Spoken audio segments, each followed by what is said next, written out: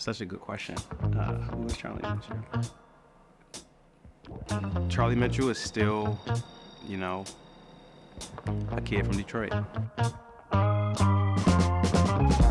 That's kind of still how I see myself. Someone who cares about being there for people, connecting with family, friends, and just kind of taking life one day at a time. Who is Chef Charlie Mitchell? Chef Charlie Mitchell is someone who's still growing, still learning, very competitive.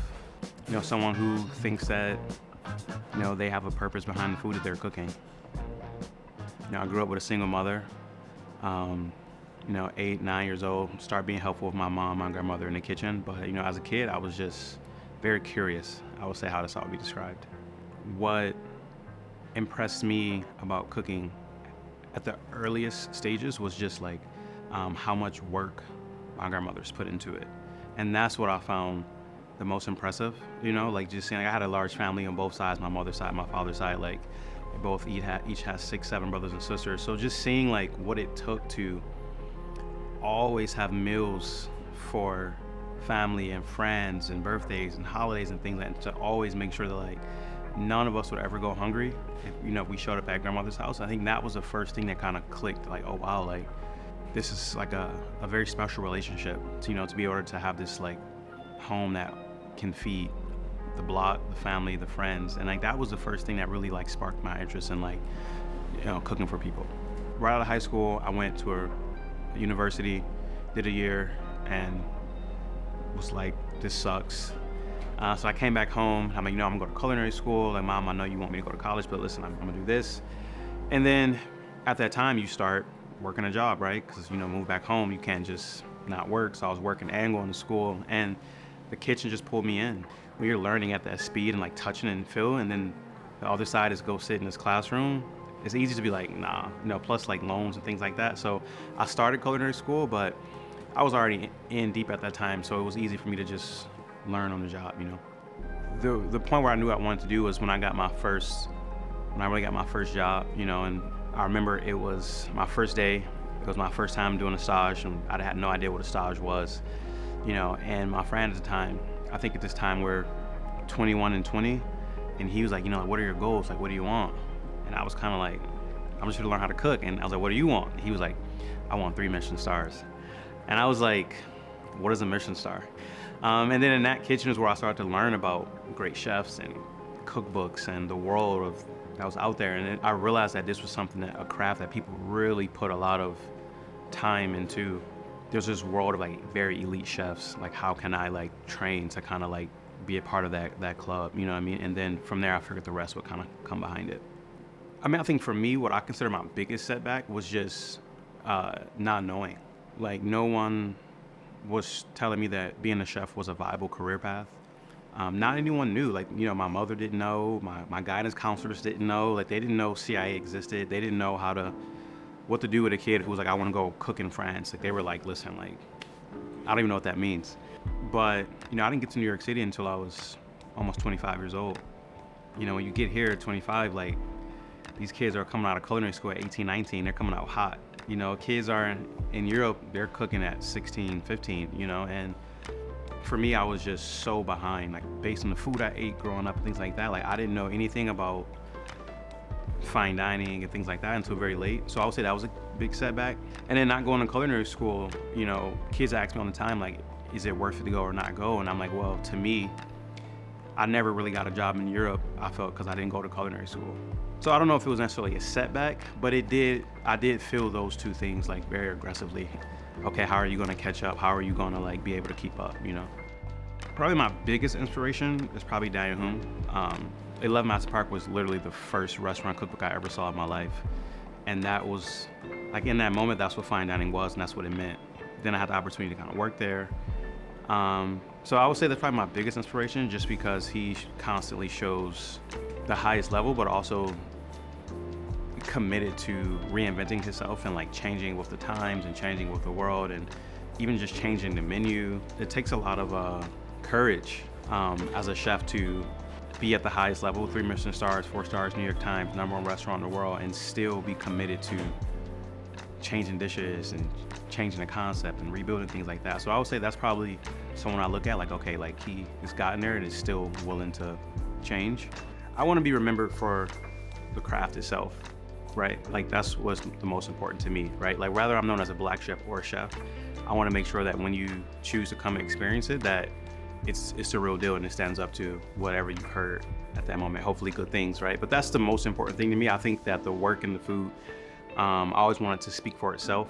Whether I'm known as a chef or a black chef, like I don't really think about that too much. I'm not a marketing manager, you know, I'm a chef. But I don't shy away from it. Like I'm definitely okay with being known as a black chef, you know, because I think that, you know, if you have the opportunity to be representative to your community, like there's no reason to shy away from it. You know, that's how I feel. Still leading by example is very important to me. You know, for a lot of chefs who look up to me, whether they're chefs of color or just young chefs, you know, making sure that leading by example and also being a resource for young chefs behind me. And even the way that I teach my chefs here, you know, I think that that's the way to have impact, right? Like I'm someone who still believes in actually teaching, you know, teaching how to cook, but also teaching them the real on like what running a restaurant is like and what being a chef is like, so that when they go out, you know, the culinary world hopefully can still have people who can keep pushing it forward, you know, and that's up to us to help the next generation like push forward. You know, you have to like pour into them a little bit, you know. The most challenging thing for me is learning balance, you know, especially when you committed to like tasting menus. Like the first, you know, I kind of took this job, I'm like, hey, cool, like we're gonna do tasting menus, like this is gonna be great. And then the first time you write the menu, you're like, does it flow? Does it work well together? Is it truly seasonal? Like, how do you balance out like the acid, the salt, the textures of this? Like, how do you put all of these things that people are expecting into this meal to tell this story? And I think that is like, I still find the most challenging part, you know, because you can have all these ideas, and you have all these ingredients, and you know, you want to do so much, and you're like, how do I like put parameters on it? How do I fit it into an identity of like either your style or the restaurant style? And being in tune with like the guest experience, I think is the hardest part. You know, I think it's easy to think some shit is cool as a chef, like it's cool, it tastes good, and then like a guest may hate it, and like trying to figure out, you know, like what they hate about it, what you like about it, and try to connect that is I find the hardest part, writing this kind of menu. I think when I was writing a la carte menus, it was like a lot easier to just like put a dish on a menu, you know. A really good chef knife. Well, I'm actually a bigger fan of a slicer than a chef knife. In general, whether you're, you know, I've always been like a one knife guy, to be honest, because I always felt like starting out, I didn't have really fast knife skills, so to have to switch knives in between tasks would always slow me down. So I kind of got good at just trying to get through one style of knife. So however you pick your poison, what I preach is like having a sharp knife is the most important. You know, like you're gonna get faster and more precise by that blade being able to be functional. You know what I mean? And that's what I preach. If you take care of that knife and understand that this is gonna be why you're successful today, I think that's what's gonna put you in a great spot. So like having a sharp knife is something I like preach to the kids nowadays. Brooklyn still kind of, it's this weird thing where it still kind of carries this kind of like underdog mentality versus like Manhattan. Being able to connect with that still, like someone who's from a place like Detroit, and to kind of still keep that like underdog energy and like that feeling of like still trying to make it, like I find at this stage for me is still very inspiring, you know, like being a part of that. We're still kind of like competing with the city. Even from a restaurant, you still feel like the underdog in the dining scene, even with a Michelin star, you know? So I think that is something that you like naturally inherit just by being a part of Brooklyn, you know? And like self-expression too, you know, for some reason I think Brooklyn has a different feel when it comes to kind of expressing yourself. The way I normally measure success is really based on like me being able to still be happy and do something I love for a living.